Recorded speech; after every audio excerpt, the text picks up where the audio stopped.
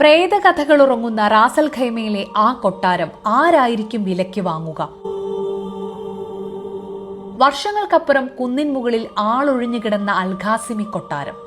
നാട്ടുകാർ പറഞ്ഞ കഥകളിൽ അവിടെ ജിന്നുകളും പ്രേതരൂപങ്ങളും ഉണ്ടായിരുന്നു. അങ്ങനെ പ്രേത കൊട്ടാരമായി അറിയപ്പെട്ട അതിമനോഹരമായ വാസ്തുവിദ്യകൾ ഉപയോഗിച്ച് നിർമ്മിച്ച പാലസ് 40 വർഷങ്ങൾക്കിപ്പുറം വിൽപ്പനയ്ക്ക് തയ്യാറെടുക്കുന്നു. വില 25 മില്യൺ ദിർഹംസ്.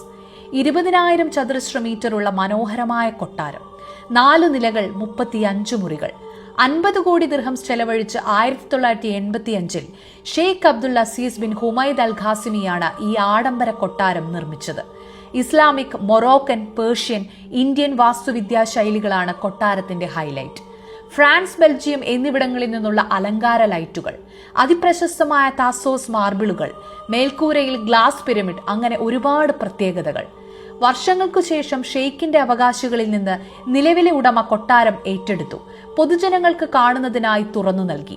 ദിവസവും രാവിലെ 9 മുതൽ വൈകുന്നേരം 7 മണി വരെയാണ് സന്ദർശകർക്കുള്ള സമയം. ടിക്കറ്റ് നിരക്ക് ഒരാൾക്ക് 75 ദിർഹംസ്. മുൻ പാകിസ്ഥാൻ പ്രധാനമന്ത്രി ബേനസീർ ഭൂട്ടോ ഉൾപ്പെടെയുള്ള ഉന്നത വ്യക്തികൾ ഈ മാളിക വാങ്ങാൻ താൽപര്യം കാണിച്ചിരുന്നുവെന്നും എന്നാൽ അവകാശികൾ സമ്മതിച്ചിരുന്നില്ലെന്നും വാർത്തകളുണ്ട്. റാസൽ ഖൈമയിലെ നിയമപ്രകാരം കൊട്ടാരം UAE പൗരന്റെ പേരിൽ മാത്രമേ രജിസ്റ്റർ ചെയ്യാൻ കഴിയൂ എന്നുണ്ട്. അതുകൊണ്ട് തന്നെ ഒരു രാജ്യത്തിന്റെ വലിയ സംസ്കാരത്തെ വിലമതിക്കുന്ന ആ ഒരാളെ കാത്തിരിക്കുകയാണ് ഇവിടം.